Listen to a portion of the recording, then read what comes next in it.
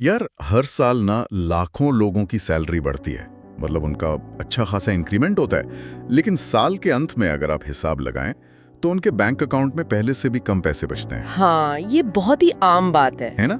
मतलब ज्यादा पैसे कमाने से कोई इंसान असल में ज्यादा गरीब कैसे हो सकता है? हाँ, आज के इस डीप डाइव में हम इसी बहुत बड़े भ्रम को तोड़ने जा रहे हैं, क्योंकि जब भी वेल्थ बनाने की बात आती है ना, तो लोगों को ऐसा लगता है जैसे सफलता कोई रातों रात होने वाला चमत्कार है, बिल्कुल ऐसा लगता है जैसे कोई स्टार्टअप बिक जाए या फिर अचानक से कोई लॉटरी लग जाए या कहीं से कोई खजाने का बक्सा मिल जाए। और एक्चुअली यही सोच लोगों को सबसे ज्यादा नुकसान पहुंचाती है। मतलब जब तक कोई व्यक्ति किसी जादुई ब्रेक थ्रू या किसी बहुत बड़ी घटना का इंतजार करता है ना, तब तक वो उन पैसों को पूरी तरह इग्नोर कर रहा होता है जो इस वक्त इसी पल उसके हाथ में है। ये तो है। रमित सेठी की मशहूर किताब I will teach you to be rich पर आधारित है, और इस पूरी चर्चा का हमारा जो फोकस है वो इसी बात पर रहेगा कि वेल्थ बनाने का जादू किसी लॉटरी में नहीं है, बल्कि बहुत ही उबाऊ, साधारण और ठोस सिस्टम्स में छिपा होता है। सही बात है। वैसे नाम से तो I will teach you to be rich ऐसा लगता है जैसे कोई रातों रात करोड़पति बनाने वाली स्कीम हो, मतलब कोई स्कैम जैसा फील होता है पहले। हाँ, टाइटल थोड़ा वैसा ही है। लेकिन जो इनसाइट्स आज हमारे पास है वो बिल्कुल अलग कहानी बताते हैं। ये बेसिकली उन लोगों के लिए एक ब्लूप्रिंट है जो फाइनेंस की दुनिया के भारी भरकम शब्दों से डरते हैं। उनके लिए ये एक ताज़ी हवा के झोंके की तरह है। एकदम सही कहा आपने। लेकिन यार मुझे यहाँ थोड़ी उलझन होती है। इसमें कहा गया है कि शुरुआत किसी बहुत बड़ी इन्वेस्टमेंट से नहीं, बल्कि छोटी छोटी आदतों से होती है, जैसे कि बैंक की छोटी मोटी फीस बचाना। अब सच कहूँ तो अगर किसी इंसान के अकाउंट से 100 या 50 रुपए कट भी गए महीने के, तो उससे कोई कैसे अमीर या गरीब हो सकता है? देखिए, यहीं पर ना सबसे बड़ी मनोवैज्ञानिक चूक होती है। ये बात सिर्फ उन 100 या 200 रुपए की बिल्कुल नहीं है।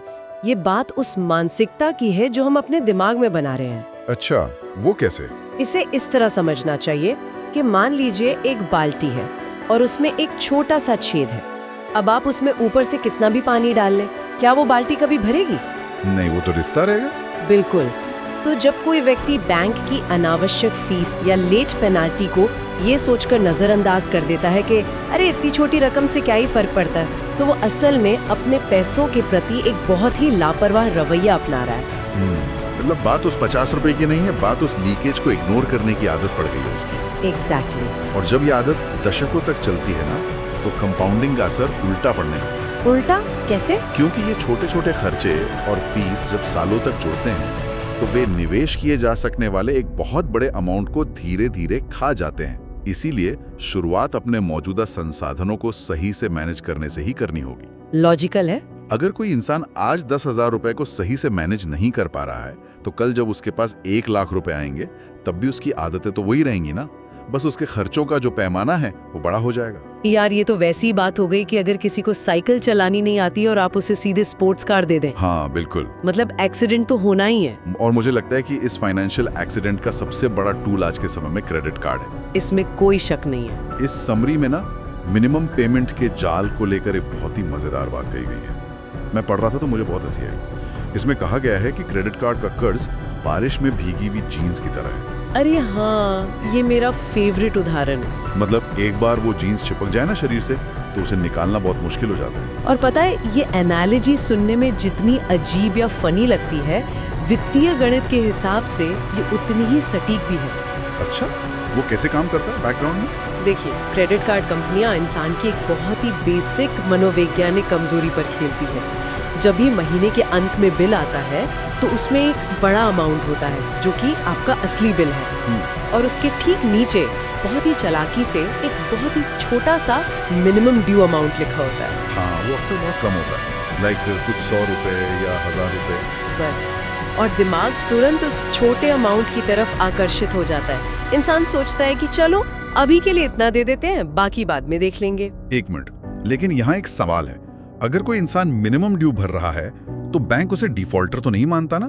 तो इसमें इतना बड़ा नुकसान क्या है? नुकसान उस मैकेनिज्म में है जो बैकग्राउंड में चुपचाप चल रहा होता है। मिनिमम ड्यू भरने का मतलब सिर्फ इतना है कि आपने बैंक को ये बता दिया है कि भाई मैं भागा नहीं हूँ, मैं यही हूँ। ओके। लेकिन जो बाकी का पैसा बच गया है ना, उस पर बैंक हर महीने 3 से 4% का भारी भरकम ब्याज लगाता है। 3-4%?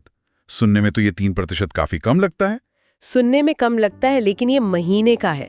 अगर आप साल भर का जोड़ें तो ये 36 से 40% से भी ज्यादा हो जाता है। बाप रे, 40%, ये तो बहुत ज्यादा है। और सबसे खतरनाक बात अभी बाकी है। वो क्या? ये ब्याज सिर्फ बचे हुए अमाउंट पे नहीं लगता। एक बार आपने मिनिमम ड्यू भरा, उसके बाद आप जो भी नई खरीदारी करेंगे ना, उस पे पहले ही दिन से वो 40% वाला ब्याज मीटर चालू हो जाएगा। आपको कोई ग्रेस पीरियड नहीं मिलेगा। ओहो, मतलब ये तो किसी उल्टे चल रहे ट्रेडमिल पर भागने जैसा हो गया। इंसान सोचता है कि वो मिनिमम पेमेंट करके थोड़ा थोड़ा आगे बढ़ रहा है, लेकिन कंपाउंड इंटरेस्ट का वो ट्रेडमिल उसे दुगनी तेजी से पीछे की तरफ धकेल रहा होता है। एकदम परफेक्ट उदाहरण दिया आपने। और जब तक इंसान को ये समझ में आता है कि वो ब्याज के ऊपर ब्याज चुका रहा है, तब तक वो बारिश में भीगी हुई जीन्स पूरी तरह से चिपक चुकी होती है। यार ये तो सच में डराने वाला है। इसीलिए इस पूरे फ्रेमवर्क का जो पहला नियम है वो ये है कि क्रेडिट कार्ड अपने आप में कोई दुश्मन नहीं है। अगर उसका पूरा बिल समय पर भरा जाए और उसके रिवॉर्ड्स का फायदा उठाया जाए तो वो बहुत काम की चीज है। मतलब दुश्मन क्रेडिट कार्ड नहीं है, दुश्मन हमारी वो मानसिकता है जो उस मिनिमम पेमेंट को एक सुविधा मानकर बैठ जाती है। बिल्कुल सही। लेकिन याना, मेरे दिमाग में एक बहुत बड़ा सवाल खड़ा होता है। पूछिए। अगर ये सब इतना ही लॉजिकल है, मतलब कि बैंक फीस बचानी चाहिए, पूरा बिल टाइम पर भरना चाहिए, बचत करनी चाहिए, तो लोग ऐसा कर क्यों नहीं पाते? मेरा मतलब है, दुनिया में सबको पता है कि कर्ज लेना बुरा है, फिर भी लोग लेते हैं। तो क्या इंसान जानबूझकर अपने पैरों पर कुल्हाड़ी मारता है? नहीं, कोई भी इंसान जानबूझकर गलती नहीं करता है। दिक्कत यह है कि इंसान तर्क से ज्यादा अपनी भावनाओं से चलता है। इमोशंस ड्राइव करते हैं हमें। और यहीं पर इस समरी का सबसे पावरफुल और दिलचस्प कॉन्सेप्ट सामने आता है। स्रोत के अनुसार अगर इंसान की इच्छा शक्ति यानी जो विल पावर है वो इतनी ही कमजोर है, तो उसका समाधान ये नहीं है कि हम अपनी विल पावर को बढ़ाने की कोशिश करें। तो समाधान क्या है फिर? समाधान ये है कि पैसों के मैनेजमेंट से इंसानी भावनाओं को और उस विल पावर को ही पूरी तरह से हटा दिया जाए। मतलब क्या इंसान को एक रोबोट बन जाना चाहिए? रोबोट नहीं, बल्कि अपने पैसों को ऑटोमेट कर देना चाहिए। मैं समझाती हूँ। मनोविज्ञान में ना एक टर्म है डिसीजन फटीग, यानी फैसलों की थकान। अच्छा। दिन भर में हमारा दिमाग हजारों फैसले लेता है। सुबह उठकर क्या पहनना है, नाश्ते में क्या खाना है, ऑफिस का काम कैसे करना है। हाँ, ये तो है। तो शाम तक आते आते दिमाग फैसले लेने से पूरी तरह थक जाता है। अब ऐसे में जब सैलरी आती है और इंसान को खुद बैठकर ये तय करना होता है कि कितना पैसा बचाना है और कहाँ निवेश करना है, तो थका हुआ दिमाग शॉर्टकट ढूंढता है। बिल्कुल, वो सबसे आसान रास्ता चुनता है, जो कि अक्सर इंस्टेंट ग्रेटिफिकेशन होता है। मतलब तुरंत मिलने वाली खुशी। समझ गया। मतलब सैलरी आती है, दिमाग कहता है कि अरे वाह पैसे आ गए, चलो वो ऑनलाइन सेल चल रही है वो देख लेते हैं। हाँ, क्योंकि बचाने का फैसला बहुत बोरिंग और भारी लगता है उस वक्त। तो इसे ऑटोमेट करने का मतलब ये हुआ कि जैसे हम घर में एक स्मार्ट थर्मोस्टेट लगा देते हैं या एसी का तापमान सेट कर देते हैं। हाँ, बिल्कुल। मतलब एक बार एसी 25 डिग्री पर सेट कर दिया तो मशीन खुद तय करती है कि उसे कब चालू होना है और कब बंद होना है, ताकि कमरे का तापमान सही रहे। हमें रोज रोज उसके बारे में सोचना नहीं पड़ता। ये बहुत ही सटीक उदाहरण है। पैसों के ऑटोमेशन का मतलब भी यही है। सैलरी आपके प्राइमरी अकाउंट में आते ही बिना आपके कुछ किए उसका एक तय हिस्सा सीधे सेविंग अकाउंट में चला जाना चाहिए। कुछ हिस्सा आपकी इन्वेस्टमेंट में चला जाना चाहिए और कुछ हिस्सा सीधे बिल पेमेंट के लिए कट जाना चाहिए। तो हाथ में क्या बचेगा? जो पैसा कटने के बाद आपके प्राइमरी अकाउंट में बचता है, सिर्फ और सिर्फ वही पैसा आपके खर्च करने के लिए है। अरे वाह, ये तो बहुत बढ़िया ट्रिक है ना? क्योंकि जब इंसान को वो एक्स्ट्रा पैसा अकाउंट में दिखता ही नहीं है तो उसे खर्च करने का लालच भी नहीं होता। हर महीने वो जो खुद से लड़ने का और अनुशासन बनाए रखने का ड्रामा होता है ना, वो हमेशा के लिए खत्म हो जाता है। ये तो वाकई एक बहुत बड़ी आजादी है। मतलब हर दिन अपनी ही इच्छाओं से लड़ना नहीं है, मशीन को काम करने दो। बिल्कुल। लेकिन जब बात इन्वेस्टमेंट की आती है ना, तो मैंने देखा है कि लोग अक्सर बाय लो सेल हाई के रोमांच के पीछे भागते हैं। मतलब शेयर बाजार में लोग किसी हॉलीवुड फिल्म जैसा एक्शन चाहते हैं कि आज ये शेयर उड़ गया, कल वो गिर गया। और यही एक आम निवेशक की सबसे बड़ी गलती होती है। अगर कोई इंसान अपने इन्वेस्टमेंट में मनोरंजन या थ्रिल ढूंढ रहा है ना, तो वो जुआ खेल रहा है, वो निवेश नहीं कर रहा। ये बहुत बड़ी बात कही आपने। इस समरी में ये बात बहुत ही साफ तौर पर समझाई गई है कि निवेश की प्रक्रिया किसी ब्लॉकबस्टर फिल्म की तरह बिल्कुल नहीं होनी चाहिए। मतलब उसमें कोई सस्पेंस, एक्शन और क्लाइमैक्स नहीं होना चाहिए। बिल्कुल नहीं। एक अच्छी और लंबी अवधि की निवेश प्रक्रिया ना एक बेहद बोरिंग डॉक्यूमेंट्री की तरह होनी चाहिए, जिसे देखते देखते शायद आपको नींद आ जाए। और यहाँ मुझे लगता है कि क्रिप्टो का भी जिक्र आता है। आजकल लोग रातों रात अमीर बनने के लिए क्रिप्टो करेंसी में पैसा लगाते हैं, जो कभी तो रॉकेट बनकर आसमान में चला जाता है और अगले ही दिन जमीन पर गिरकर चप्पल बन जाता है। एग्जैक्टली, ये वेल्थ बनाने का तरीका नहीं है। लेकिन अगर हम शेयर बाजार की ही बात करें तो अक्सर हमें यही सलाह दी जाती है कि अच्छे एक्टिव फंड्स लेने चाहिए या फिर पोर्टफोलियो मैनेजर्स को पैसा देना चाहिए जो बाजार को बीट कर सकें क्योंकि वो एक्सपर्ट हैं। तो फिर ये समरी सिर्फ लो कॉस्ट इंडेक्स फंड्स पर इतना जोर क्यों देती है? क्या उन फाइनेंस एक्सपर्ट्स पर भरोसा करना गलत है? देखिए, यहाँ हमें ये समझना होगा कि एक्टिव म्यूचुअल फंड्स काम कैसे करते हैं। वहाँ एक्सपर्ट्स की एक पूरी टीम बैठी होती है जो दिन रात ये अनुमान लगाने की कोशिश करती है कि कल कौन सी कंपनी अच्छा करेगी और कौन सी डूब जाएगी। तो वो अपना काम कर रहे हैं? हाँ, लेकिन इस रिसर्च और उस अनुमान के लिए वे आपसे एक भारी फीस वसूलते हैं जो अक्सर आपके कुल निवेश का 1 या 2% सालाना होती है। तो 1 या 2% तो बहुत कम है ना। मतलब अगर वो मुझे अच्छा रिटर्न दे रहे हैं तो 1% देने में क्या बुराई है? सुनने में 1% सच में बहुत छोटा लगता है, लेकिन जब आप इसे 20 या 30 सालों के टाइम फ्रेम में देखते हैं ना, तो कंपाउंडिंग के कारण ये 1% किसी भी इंसान की कुल वेल्थ का एक बहुत बहुत बड़ा हिस्सा खा जाता है। अच्छा, मतलब अगर मेरा पोर्टफोलियो करोड़ों में गया तो वो 1% लाखों रुपए बन जाएगा जो उन्हें फीस के तौर पर चला जाएगा। बिल्कुल, वो एक्सपर्ट आपके लिए पैसा बनाए या ना बनाए, बाजार गिरे या उठे, उसकी अपनी फीस तो पक्की है। बाप रे। और मजे की बात यह है कि ऐतिहासिक डेटा बार बार ये साबित करता है कि लंबी अवधि में ज्यादातर एक्टिव फंड्स बाजार के स्वाभाविक रिटर्न को भी बीट नहीं कर पाते हैं। मतलब इतनी फीस देने के बाद भी कोई गारंटी नहीं है, तो फिर इंडेक्स फंड्स इससे बेहतर कैसे हैं? क्योंकि इंडेक्स फंड्स में कोई इंसान बैठकर अनुमान नहीं लगा रहा होता, वो बहुत ही सिंपल काम करते हैं। वे बस पूरे बाजार को, जैसे कि देश की टॉप 50 या टॉप 500 कंपनियों को एक साथ खरीद लेते हैं। ओके, मतलब वो सेंसेक्स या निफ्टी को कॉपी कर लेते हैं बस। हाँ, इसमें कोई रिसर्च टीम नहीं चाहिए, इसलिए इसकी मैनेजमेंट फीस न के बराबर होती है। तो ये तो ऐसा हो गया कि मान लीजिए भूसे के एक बहुत बड़े ढेर में से आपको एक छोटी सी सुई ढूंढनी है, तो सुई ढूंढने में समय, पैसा और एनर्जी बर्बाद करने के बजाय आप पूरा का पूरा भूसे का ढेर ही खरीद लें, सुई तो उसमें आ ही जाएगी ना। अरे बहुत खूब, यही इंडेक्स फंड्स का मूल सिद्धांत है। आपको जीतने वाली कंपनी ढूंढने की जरूरत नहीं है, आप पूरा का पूरा बाजार खरीद लेते हैं। वाह। और हाँ, ये कोई बहुत एक्साइटिंग काम नहीं है, ये वैसा ही है जैसे एक पेड़ को धीरे धीरे बढ़ते हुए देखना। मतलब आप रोज जाके मिट्टी खोदकर ये चेक नहीं करते कि जड़ें कितनी बड़ी हुई।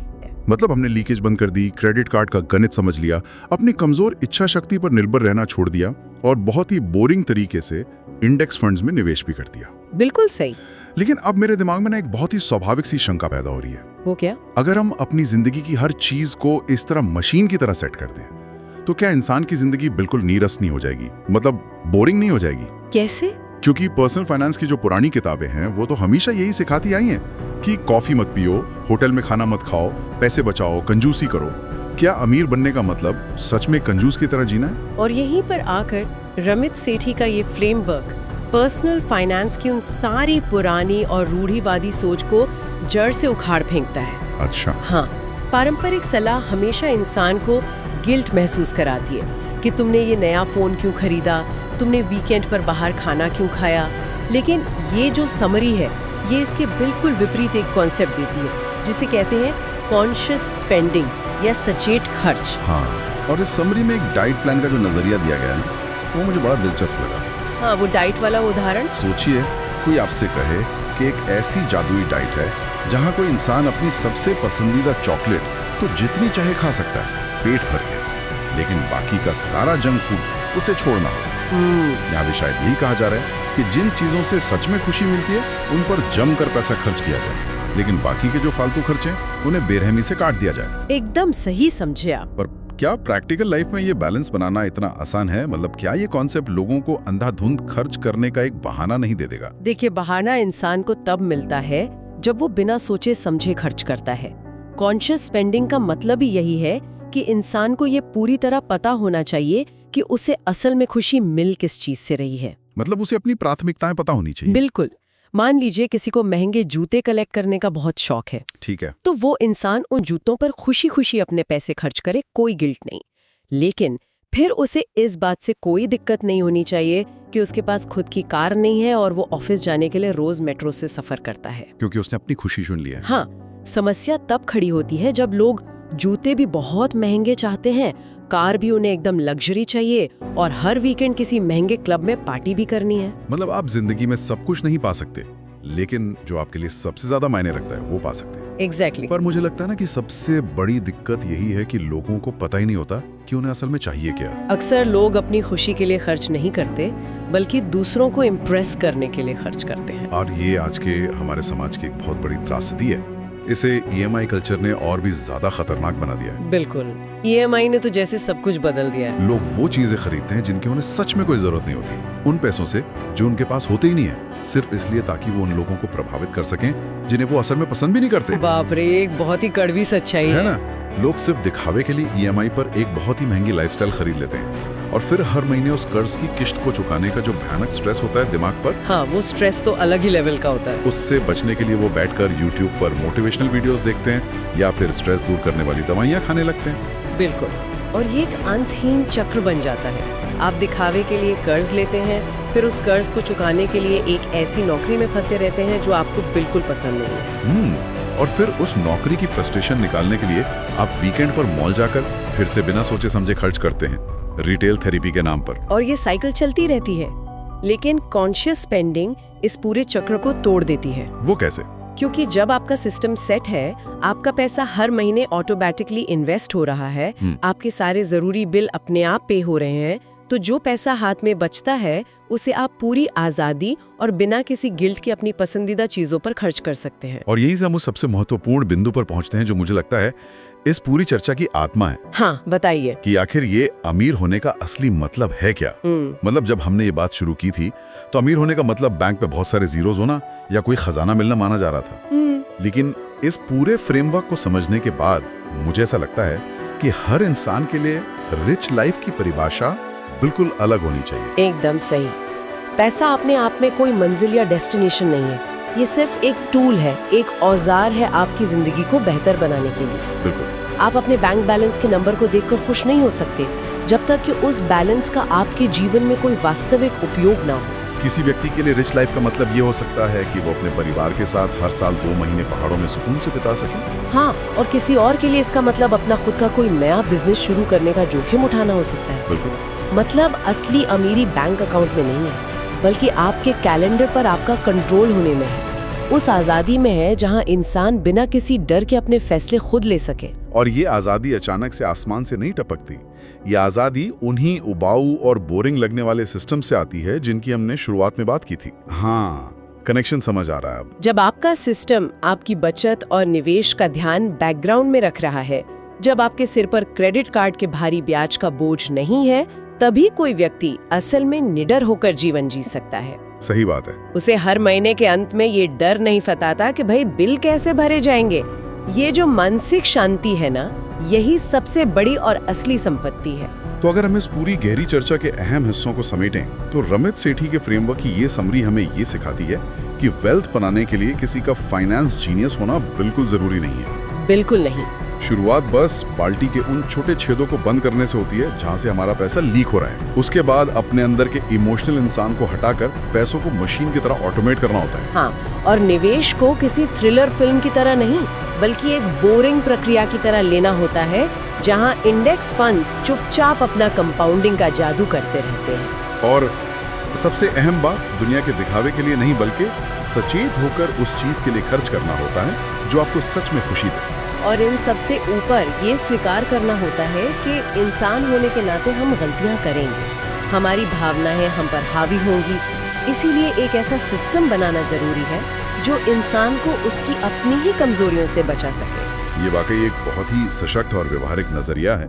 अब इस पूरी बातचीत के बाद हम अपने सुनने वालों के लिए एक ऐसा विचारणीय प्रश्न छोड़ना चाहते हैं जो इस पूरी चर्चा को एक बिल्कुल नए स्तर पर ले जाता है। चलिए सोचते हैं। हमने ये तो मान लिया कि पैसा सिर्फ एक टूल है जो हमें आजादी देता है। तो आप लोग जरा कल्पना कीजिए, अगर आज रात किसी व्यक्ति को पूरी तरह से आर्थिक स्वतंत्रता मिल जाए, मान लीजिए उसके सारे निवेश सफल हो गए हैं और अब उसे अपनी पूरी जिंदगी में पैसों के लिए एक भी दिन काम नहीं करना पड़ेगा। मतलब उसके सारे बिल हमेशा के लिए सिक्योर हो गए हैं। हाँ, तो वो व्यक्ति अपनी उस पहली आजाद सुबह में जब उठेगा तो सबसे पहला काम क्या करेगा? बहुत ही गहरा सवाल है, क्योंकि ये सवाल सिर्फ ये नहीं पूछ रहा कि कोई इंसान क्या नई चीज खरीदेगा। ये बहुत गहराई में जाकर ये पूछ रहा है कि क्या लोग वास्तव में अपनी रिच लाइफ का मतलब जानते भी हैं या नहीं। बिल्कुल। क्या उस खाली समय और उस आज़ादी को भरने के लिए उनके पास कोई उद्देश्य या कोई पैशन मौजूद है, या फिर लोग सिर्फ बिना सोचे समझे एक अंधी रेस में पैसे के पीछे भाग रहे हैं, ये जाने बिना कि रेस खत्म होने के बाद आखिर करना क्या है। सही कहा। अमीर बनने के सिस्टम तो बन सकते हैं, लेकिन अमीर होने के बाद की जिंदगी का अर्थ तो खुद ही खोजना पड़ता है। और शायद यही वो सवाल है जो ये तय करने में सबसे ज्यादा मदद करेगा कि हम अपनी बाल्टी में पानी भर किस लिए रहे हैं। बिल्कुल। तो अगली बार जब अमीर बनने के किसी शॉर्टकट या जादुई खजाने का ख्याल आपके मन में आए, तो याद रहे असली जादू किसी खजाने में नहीं है, बल्कि उन उबाऊ लेकिन मजबूत सिस्टम्स में है। और उससे भी ज्यादा जरूरी ये जानना है कि उस सिस्टम के पार इंसान कैसी जिंदगी देखना चाहता है।